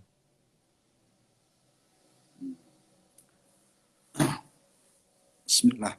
Hukum cadar. Kita jangan bicara cadar, jadi kita bicara apakah wajah itu aurat atau tidak. Kalau wajah itu aurat, maka konsekuensinya wajib bercadar. Kalau apabila wajah itu konsekuensinya boleh dibuka. Nah, di dalam empat madhab yang kita tahu hukum wajah aurat atau tidak itu berbeda menjadi dua gaul, dua pendapat. Imam Malik dengan Imam Abu Hanifah mengatakan bahwa wajah itu bukan aurat, makanya boleh saja dibuka. Kemudian madhab Imam Syafi'i dan madhab Imam Ahmad bin Hanbal, keduanya ini mengatakan wajah itu aurat, maka wajib untuk ditutup. Jadi seperti itu. Dengan adillah, dengan dalil-dalil yang begitu panjang. Kalau ingin melihat dalilnya secara sempurna, silakan kitabnya ya, Sobuni, Rawaihul Bayan. Itu sangat baik untuk mengungkap perbedaan pendapat antara empat mazhab tersebut dan adillah mereka. Tapi yang ingin saya sampaikan seperti ini. Perbedaan pendapat tersebut ada disebutkan Ashabus Syafi'i sebagaimana Baijuri menyebutkan likathrati khurujihinna ila suq, hari-hari saat ini perempuan banyak yang keluar ke pasar, mereka kerja dan lain-lainnya, maka mereka berikhtiar atau mengambil pendapat Imam Malik dan Abu Hanifah yang mengatakan bahwa wajah bukan aurat. Padahal beliau ini Syafi'i, maka dia walaupun Syafi'i mengatakan wajah itu bukan aurat. Ya nggak apa-apa, silahkan. Kemudian yang mengatakan wajah itu adalah aurat, ya konsekuensinya harus ditutup dengan cadar. Tapi saya ingatkan, perbedaan pendapat wajah aurat atau tidak itu dengan syarat lam yuzayyan atau tidak dihiasi berlebihan. Kalau sudah dihiasi pakai bedak, pakai ini hingga yulafitun nadhar, kalau dipandang menarik orang lain, itu nggak boleh. Sepakat empat mazhab yang seperti itu. Wanita nggak bercadar boleh, tapi kalau berhias berlebihan itu nggak boleh di mazhab manapun. Dan ingat, cadar atau menutup wajah itu adalah bagian dari syariah. Ya, bagian dari syariah. Laisa min adatil Arab, bukan seperti yang didengungkan sekarang ini adalah kebiasaan orang Arab. Hadirin yang dimuliakan oleh Allah, kebiasaan Arab yang bagaimana? Kalau cadar nggak akan turun ayat wala tabarrujna tabarrujal jahiliyah. Kamu jangan berbudaya, berpose seperti posenya orang-orang jahiliyah. Kalau orang jahiliyah itu bercadar, Allah nggak melarang kalian berbudaya seperti mereka. Tapi budaya mereka itu adalah tabarrujat. Mereka ngumbar aurat. Mereka nggak pakai kerudung, nggak pakai semuanya. Karena itu kita dilarang. Hei umat Islam, jangan kau bertabarruj, tabarrujal jahiliyah. Itu adalah bajunya orang jahiliyah, jangan kau pakai. Nah, kalau cadar itu bagian dari Arab, justru ini hal yang aneh. Arab mana ini? Arab yang kita tahu jahiliyah nggak kenal nutup aurat. Mereka bajunya minim. Mereka bajunya udah nggak karu-karuan. Dengan datangnya agama, dengan datangnya Rasulullah, berubahlah mereka. Sebagaimana dalam riwayat disebutkan, mereka dulu bajunya ketat, mereka dulu kelihatan. Tapi ketika ayatul hijab itu disebutkan bahwa ini keluhur itu apa? Seperti huruf. Huruf itu burung gagak hitam, nggak kelihatan. Faida gamat, kalau udah perempuan ketika turun ayat hijab itu mereka itu berdiri dari kita nggak tahu aina mugbilu hawa mudbiruha, depan belakangnya nggak tahu, saking tertutupnya dengan cadar tersebut. Maka daripada itu yang ingin saya sampaikan di sini, bagaimana sekarang hukum cadar. Ya, yang berpendapat boleh, silahkan Anda bercadar. Jangan justru orang bercadar dicemooh. Saya lihat beberapa saat terakhir ini, banyak orang yang suka ngomongin masalah cadar, agak sedikit miring cadar. Akhirnya yang terjadi sekarang, bukan cuma cewek aja yang pakai cadar, cowoknya pakai cadar semua sekarang. Mau nggak mau. Kalau Allah sudah kasih keputusan, udah. Sekarang semua yang mau cadar ini mereka pakai cadar semua ya kemana-mana. Ya, makanya seperti hargain masing-masing. Saya pribadi mengatakan wajah itu aurat. Maka saya, anak saya, istri saya mungkin saya suruh pakai cadar semua karena itu keyakinan saya. Tapi saya tahu orang yang nggak bercadar juga mereka punya keyakinan. Mereka berpegang teguh dengan mazhab ataupun pendapat ulama yang mu'tabar. Maka kita saling terima satu dengan yang lain. Walaupun seperti itu, yang bercadar lainnya nggak boleh, yang tidak bercadar jangan merasa ini ekstrim, ini enggak, itu haknya masing-masing. Saya justru Ustaz Ahmad punya pengalaman ketika khuruj dakwah ke Australia, Ustaz. Waktu saya ke Australia, saya dengan istri saya ketika itu dan dia bercadar. Saya kadang juga merasa kesian di daerah yang seperti ini orang terbuka semua, tapi saya biarkan istri saya hanya pakai cadar. Tapi lillahi ta'ala, kita apa adanya, kita seperti mana pakaian ini ya kita pakai. Kemudian ketika masuk ke satu toko baju lagi, toko baju, istri saya ingin beli baju, kok subhanallah ada bule tadi itu datengin istri saya dipegang, justru subhanallah dia mengatakan nice clothes, ya ini baju yang sangat bagus yang kamu pakai ini. Ya, saya justru ketika itu subhanallah ini orang kafir, justru malah dia itu menghargai baju. Tapi ada orang muslim, bahkan yang ngakunya dekat ulama, bahkan ada yang mengatakan dirinya itu kiai, ngomongin cadar. Ini kan aneh. Orang kafir aja nggak kayak gitu. Nah akhirnya yang ada seperti ini yang terjadi. Hargain. Setiap orang berpendapat dihargain. Ya, orang yang nggak mau kerudung, nggak pakai cadar. Kalau nggak pakai kerudung, itu nggak ada di mazhab manapun. Ya, kalau kerudung nggak ada, nggak pakai kerudung sama sekali. Nah ini yang saya belum tahu. Ini dalilnya di mazhab mana saya nggak tahu. Ya. Jadi seperti itu, Ustaz. Masya Allah. Luar biasa. Jadi di negara yang non-muslim, teman-teman, Australia saja, bahasanya pun mereka jaga dan menunjukkan bahwa mereka memberikan penghormatan, kagum dengan busana yang tadi Habib sampaikan. Sementara di negara kita sendiri, yang mayoritas muslim, masih ada lisan-lisan yang jahil, yang seperti merendahkan kemuliaan dari cadar. Masya Allah, Masya Allah. Nauzubillah. Terus Habib ada lagi nih Beb, sebentar. Nih banyak banget Beb, Masya Allah. Gimana cara Masya kita Allah. Beb tidak selalu mempunyai pikiran suuzon terhadap orang? Obatnya suudon ya harus husnudon. Kata Imam Ghazali, obatnya suudon, husnudon. Obatnya bakhil, al-karom. Ini sebaliknya. Kalau orang itu berprasangka buruk, itu nggak baik. Obatnya yang pertama, Anda harus tahu ancaman Allah. Ya, ijtanibu katsiran minadh-dhanni inna ba'dadh-dhanni itsmun. Jangan kalian itu memperbanyak yang namanya prasangka buruk.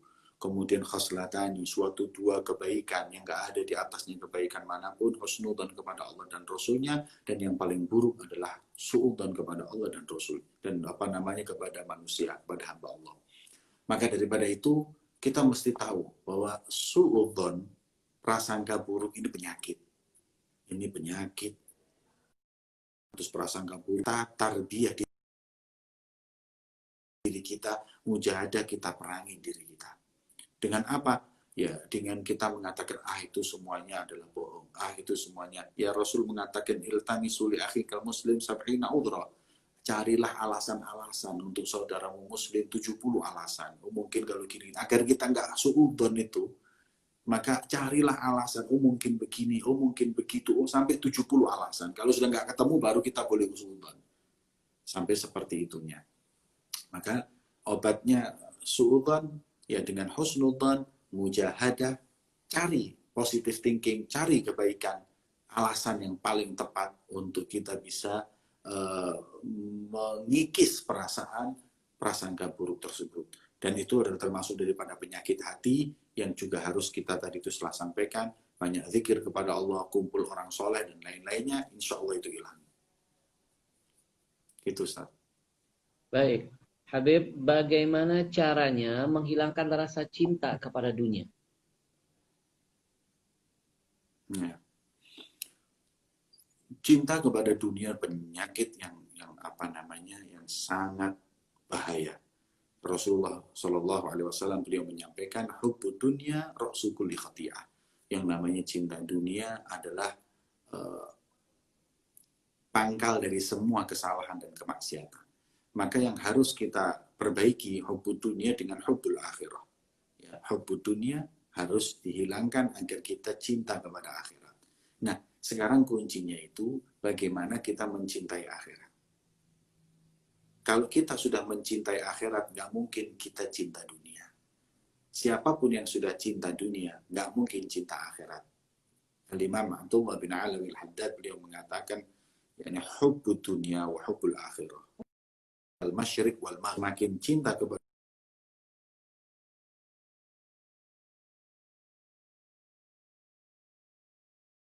jauh daripada dunia. Ini masyriq wal maghrib. Bahkan kata Sayyidina Ali bin Abi Thalib, hubbud dunya wa hubbul akhirah ini kadharrataini. Dharrataini itu kayak istri dua. In turdil akhir tuskhitul akhir. Kalau kau yang namanya cinta istri dua, yang tua kau buat ridho, yang muda dia akan marah. Begitu pula kalau yang muda kau buat rela, yang tua akan marah. Ini ibarat antara dunia dengan akhirat. Jadi nggak akan pernah bisa orang itu cinta dunia dengan cinta akhirat itu sama. Aku cinta dunia tapi cinta akhirat. Bohong. Maka itu cara agar kita nggak cinta dunia adalah cinta akhirat. Nah, sekarang bagaimana menumbuhkan cinta akhirat? Ini urusan keyakinan. Ara'aital ladzi yukadzibu bid-din. Din ada artinya jaza.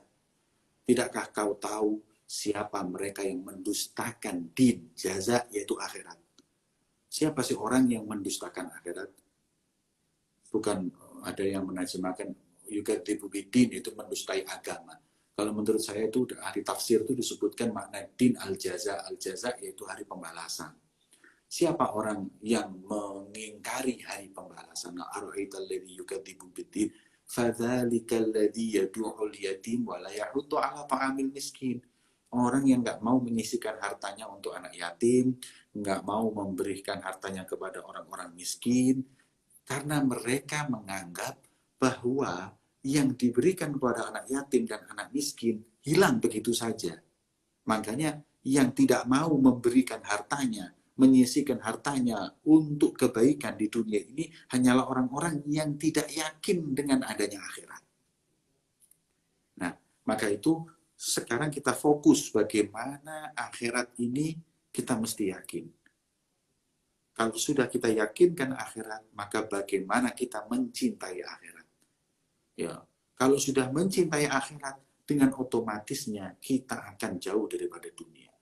Hubbud dunya dhamimah min kulli khairin aqimah, kata Imam Abdullah bin Alawi al-Haddad.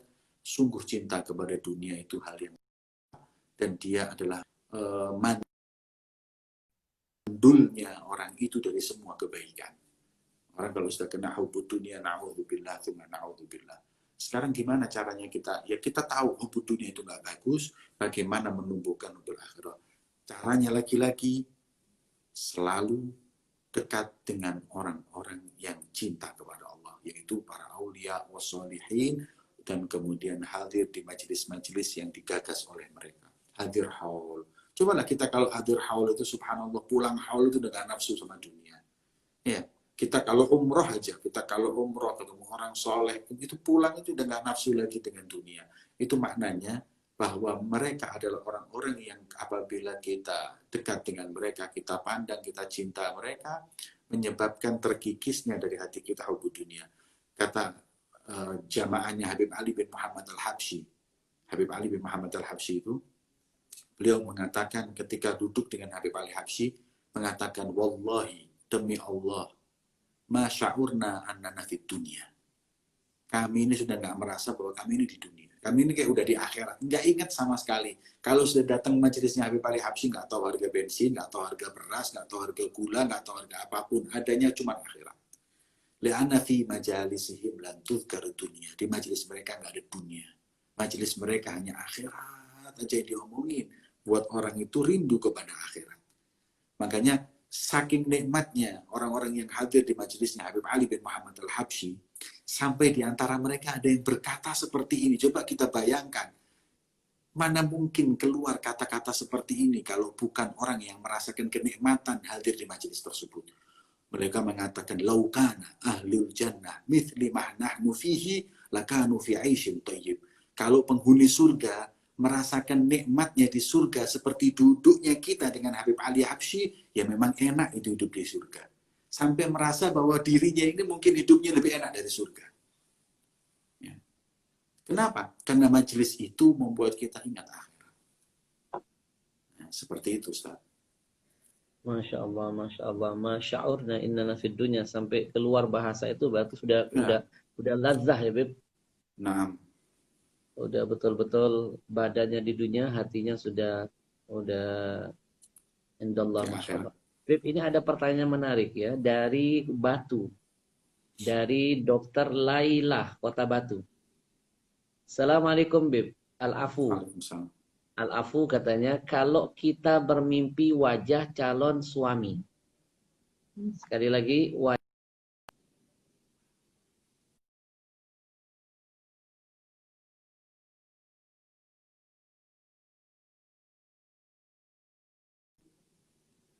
Putus, Ustaz. suami katanya, Beb. Tapi calon suami itu mirip sama yang kita idolakan. Pertanda apa itu, Beb? Misalnya yang diidolakan itu seorang Habib dari zuriyah Rasul. Tapi ini dia nggak nyebut Habib Jamal, Beb. Jadi aman, Beb.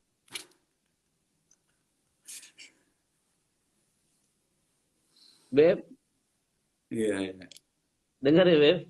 Dari Batu Dengar, nih, Beb. dengar. Min Masya mahalikum nih, Allah. Beb. Ini jangan-jangan idolanya antum. Cuma dia nanyanya cantik, halus, Beb. Kalau bermimpi wajah calon suami mirip sama yang diidolakan. Yang diidolakan itu seorang habaib. Ini dari Kota Batu. Jangan-jangan pengennya punya suami kayak Habib Jamal. Kira-kira penjelasannya seperti apa, Bib, katanya? Itu calon suami itu berarti mungkin sudah tunangan kan? Atau Eh, gimana itu? belum, Jadi Bib. Dia belum. Belum. ya, jadi wajahnya mirip calon suaminya. Jadi dia ini sudah tahu bahwa calon suaminya ini sudah ada, berarti kan calon Oh, suami sudah ada. sudah ada, tapi mirip dengan yang dia idolakan. Nah, kan seperti itu kan, dia mirip dengan yang diidolakan. Yang diidolakan. Betul. Nah, pokoknya begini, masalah apa namanya bermimpi bermimpi memandang orang soleh atau bahkan bermimpi memandang Rasulullah. Kalau apabila kita itu bermimpi memandang Rasulullah, itu insya Allah adalah betul-betul yang kita pandang. Apabila tidak mukhalafah, tidak beda jauh drastis dengan apa yang ada di Syama'il. Kemudian ada lagi yang bermimpi wajah seseorang yang dia anggap soleh, ya, tapi seakan-akan dia bermimpi ketemu Rasulullah, maka itu dikatakan oleh ulama adalah eh, orang itu berarti yang dilihat adalah orang yang dicintai oleh Rasulullah. Makanya kadang-kadang kita mimpi ketemu Rasulullah dengan wajah Habib Abu Bakar Segaf Gersi, dengan wajah Habib Ali Kuitang. Padahal enggak, Rasulullah nggak seperti itu kan. Tapi itu adalah wajah orang yang dicintai. Jadi kadang Rasul menjelma, istilahnya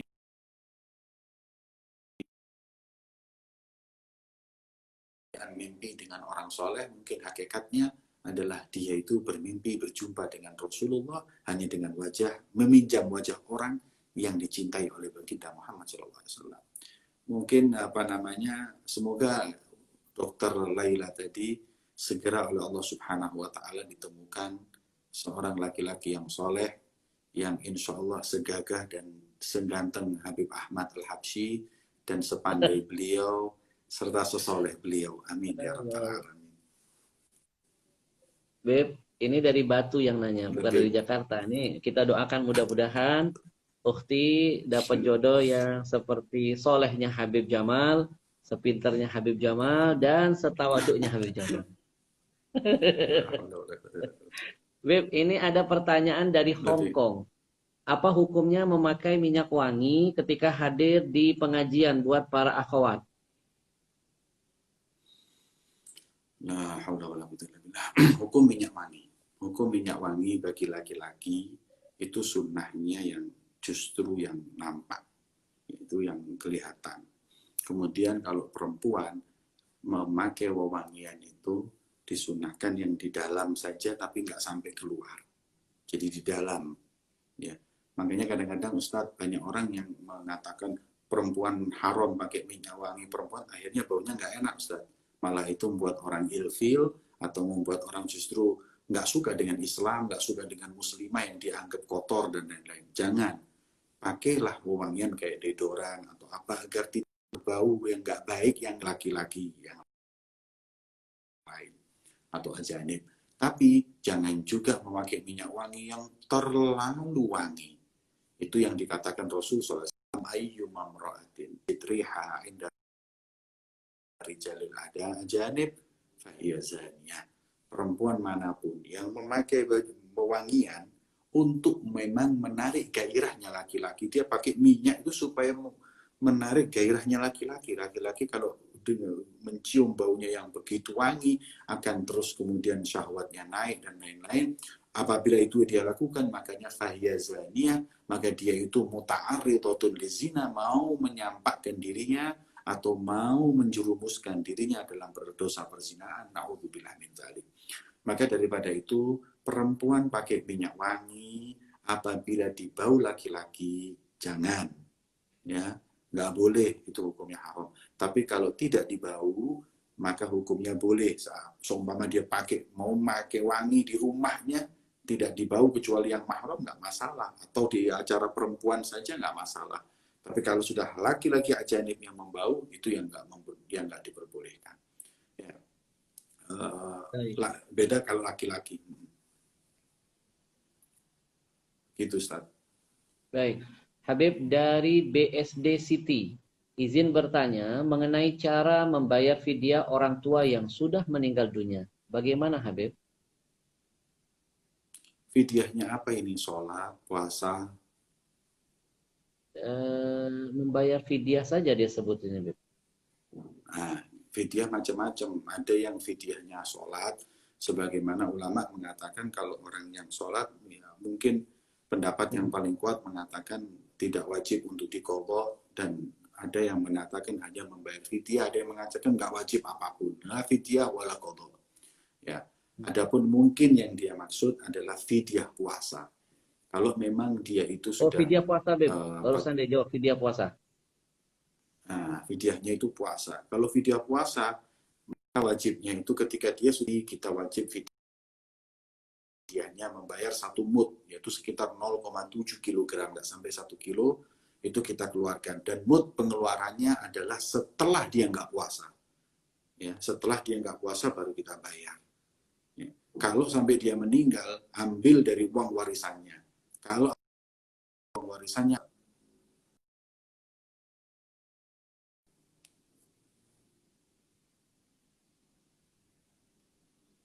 ya. Sudah saya jawab, Ustaz? Ya, Afwan Habib tadi suaranya sempat hilang, terputus. Oh, Eh, Boleh kalau Habib yang terakhir tadi diulangi Habib, suaranya hilang tadi. ya, Ambil dari apabila jadi warisannya.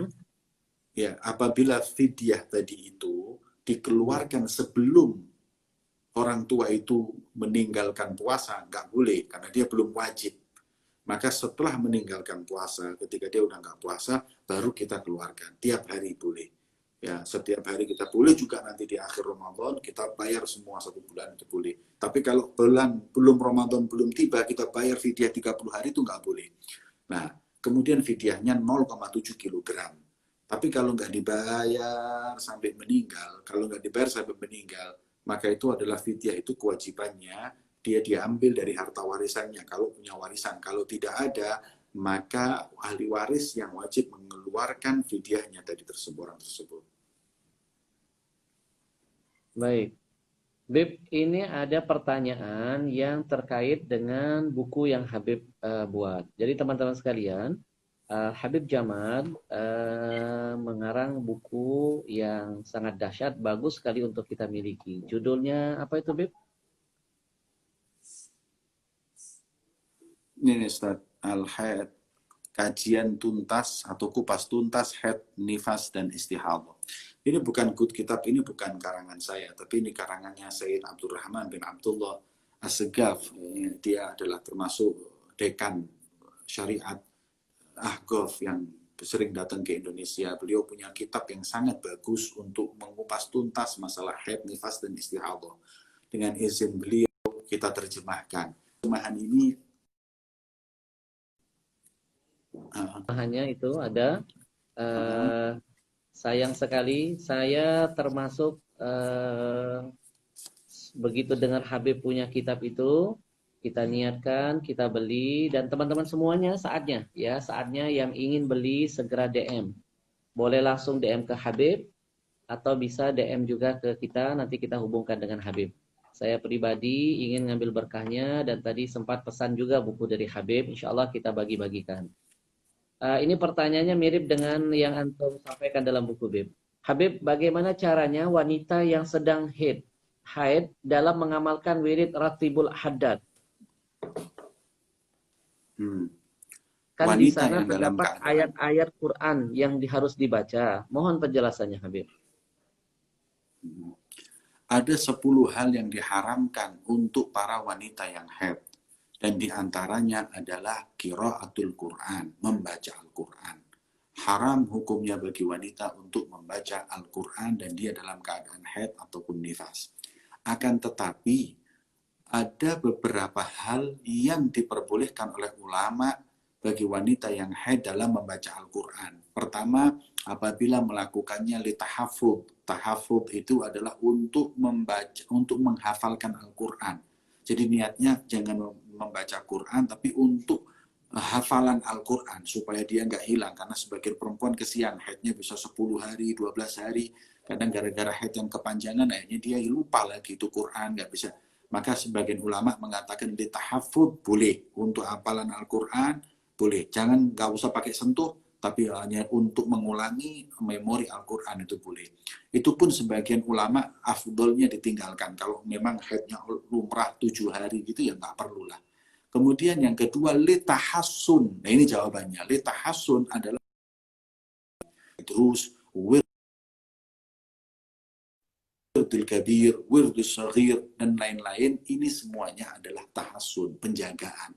Ulama mengatakan perempuan yang haid boleh membaca wirid dan ratib ini walaupun ada sebagian ayat-ayat Al-Quran di sana. Seperti ayat kursi, muawwidhatain, kemudian al-ikhlas, dan lain-lainnya. Boleh dibaca.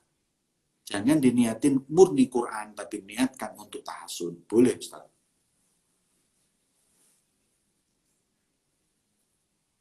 Baik. Dari tahafud sama tahassum, Bib ya. Tahassun. Nah, Baik.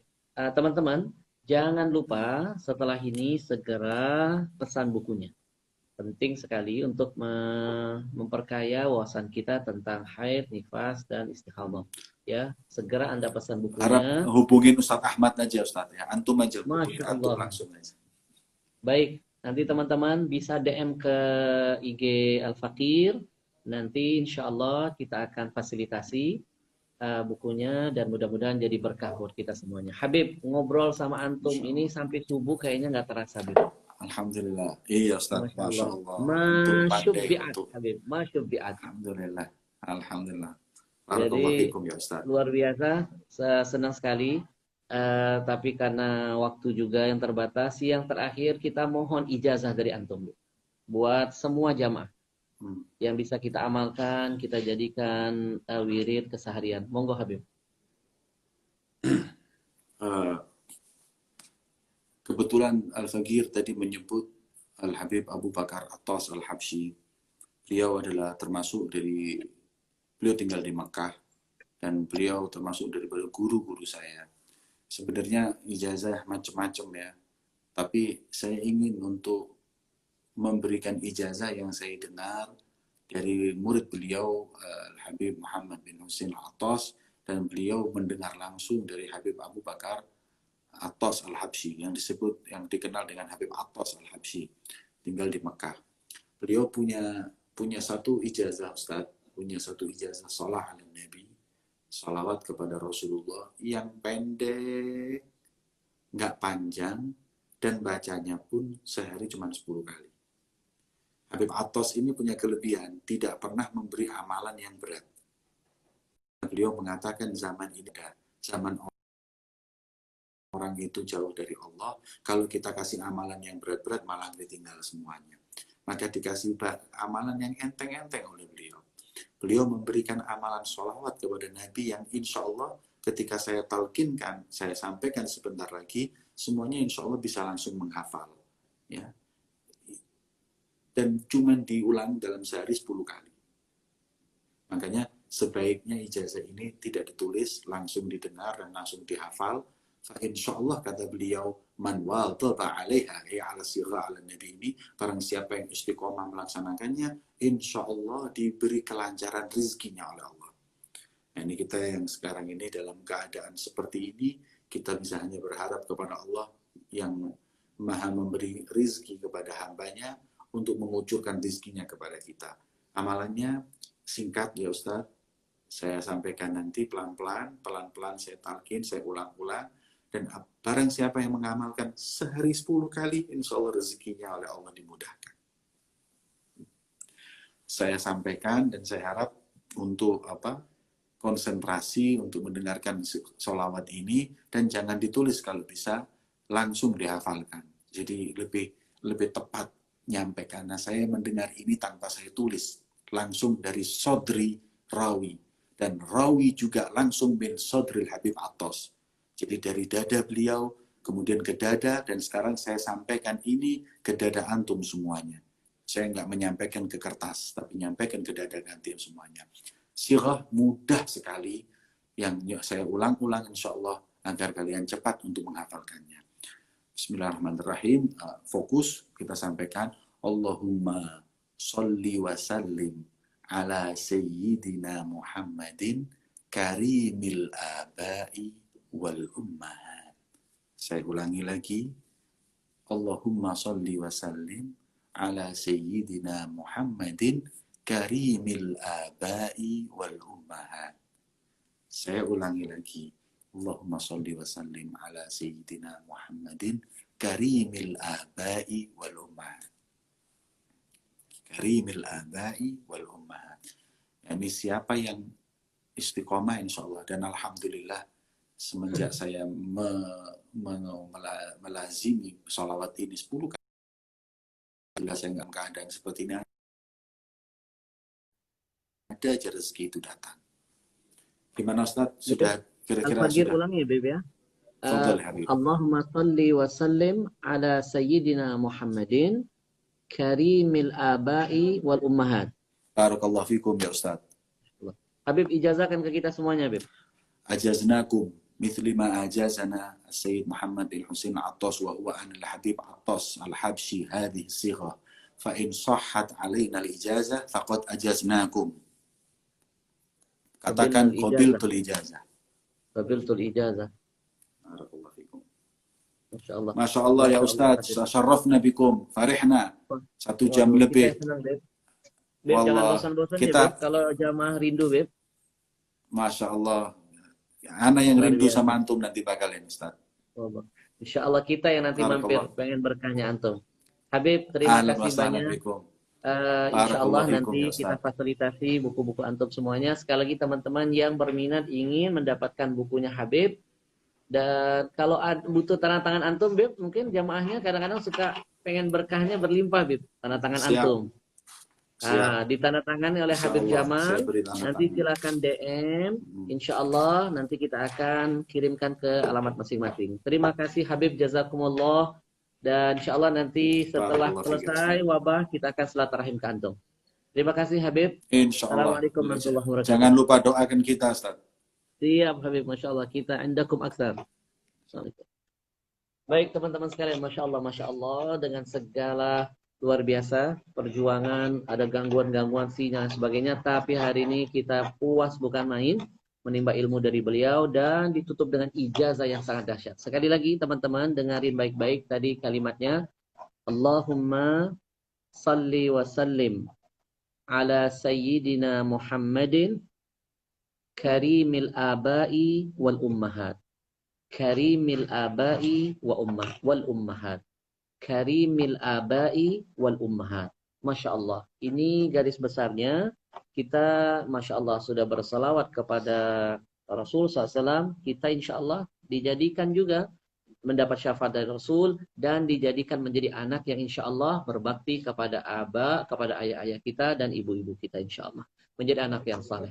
Sekali lagi teman-teman, jangan sampai Anda ketinggalan dan lewat kesempatan ini. Buruan Anda DM ke Habib sekarang yang mau pesan. Nanti dapat buku Habib Jamal, tanda tangan beliau langsung, Masya Allah, berkah. Tanda tangan orang soleh. Ya, dan saya pesan bukunya. Nanti tim yang akan menghubungi. Ya, terima kasih teman-teman dan mohon doanya. Mudah-mudahan Habib Jamal selalu dipanjangkan umur, disehatkan badan, dikuatkan iman, dijaga istiqamahnya dan dimudahkan semua niat perjuangannya, termasuk pondoknya dan sebagainya. Sekali lagi yang sudah bergabung 300 orang lebih ini, mudah-mudahan hari ini semuanya hajat antum diijabah. Dan semuanya jangan lupa, tolong tulis di komentarnya qabiltu. Ya, qabiltu. Kita jawab dulu ijazah yang sudah diijazahkan Habib Jamal kepada kita semuanya. Tolong bantu saya sebutkan di komentarnya qabiltu ijazah. Ya, semuanya qabiltu. Nanti setelah ini antum bisa menyebarkan kembali kabar baik ini. 10 kali dibaca sehari semalam. 10 kali. Ya, 10 kali antum baca. Tadi kata Habib Jamal, insya Allah diberikan kelancaran rezeki. Kafatahu. Insya Allah rezekinya dicukupkan oleh Allah SWT. Insya Allah dapat syafaat Nabi. Dan insya Allah jadi anak yang berbakti kepada ayah dan ibunya. Masya Allah, Masya Allah. Ya, berkat salawat jadi anak saleh insya Allah. Baik teman-teman, jangan lupa setelah ini DM. DM yang ingin mendapatkan buku Al-Habib Jamal Ba'agil. Atau bisa WA ke nomor ini. Ya, nomor yang Habib sematkan saat ini. 0815 63 74 91 83. Ya. Atau boleh juga ke nomor yang satu lagi nih, ya. 08 ya kan?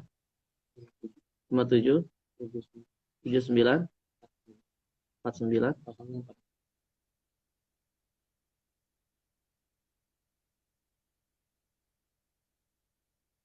enggak ada. 0857 79 49. Baik, atau ke nomor ini nih, biar gampang ingatnya. 0857 79 49 0-nya 4 kali. Silakan WA ke nomor ini. Habib, saya pesan bukunya Habib Jamal.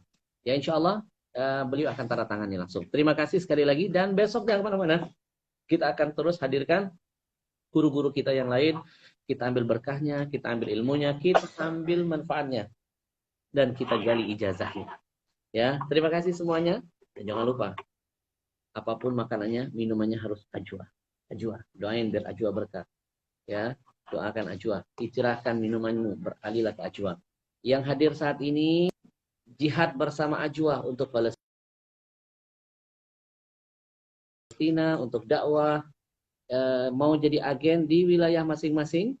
Ya, bisa juga DM atau langsung WA ke nomor yang Habib sematkan. Habib, saya pengen jadi agen Ajwa di kampung saya, di wilayah saya. Nanti akan dikirimkan video demonya air Ajwa lewat WA. Betapa airnya sangat dahsyat sekali. Eh, punya 3 misi. Satu misi kesehatan, eh, karena kandungannya didapatkan dari hasil menyelidiki Zam-Zam. Yang kedua, Ajwa ini membawa pesan tentang keberkahan. Karena Ajwa ini dikhatamkan Quran dan produksinya didengarkan Quran. Pasti ada berkahnya. Dan yang ketiga, ada pesan jihadnya. Jihadnya apa? Yang beli Ajwa, insya Allah untungnya buat dakwah. Ada nilai jihadnya. Kemudian dikirim juga untungnya buat Palestina. Ada nilai jihadnya. Dan yang paling dahsyat, jihad kita diajarkan lewat Ajwa untuk jihad dari minuman non-muslim, minuman milik Yahudi, beralih ke minuman milik orang kita sendiri. Jadi berkah insya Allah. Dan sekarang saya titipkan pesan juga buat semuanya. Yang mau makan, cari dulu restoran milik kaum muslimin. Yang mau belanja, beli dulu barang-barang di warung milik kaum muslimin. Yang mau beli barang-barang, cari produk-produk milik kaum muslimin.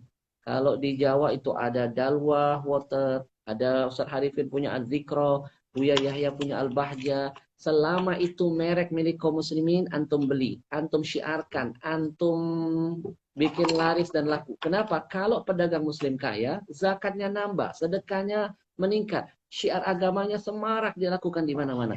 Untungnya dari kita untuk kita dan buat agama kita. Maka saat ini saya titip pesan, setiap kali live saya tidak bosan-bosan. Jihad yang paling urgent buat kaum muslimin adalah jihad ekonomi saat ini. Kita harus kaya dengan cara yang benar, yang halal, biar untungnya lari untuk membangun keluarga kita, membangun agama kita, membangun dakwah kita insya Allah. Ya, teman-teman sekalian jangan lupa, kita mulai dari minuman. Kalau sukses di perusahaan air minum ini, insya Allah kita bikin produk lain, makanan, dan lain sebagainya. Jangan lupa teman-teman, yang berminat ingin jihad bersama Ajwa, segera daftarkan dirinya. Insya Allah berkah dunia, berkah akhirat. Terima kasih semuanya.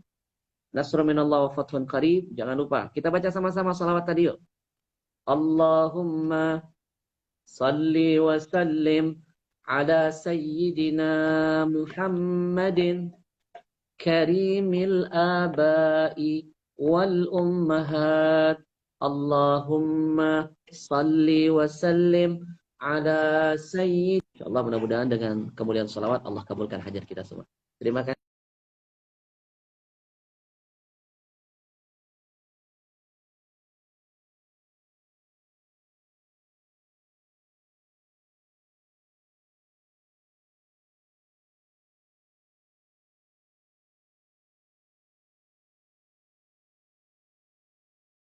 Teman-teman yang mau tanya harga Ajwa dan keterangan lainnya termasuk buku silakan DM atau WA ke nomor yang disematkan.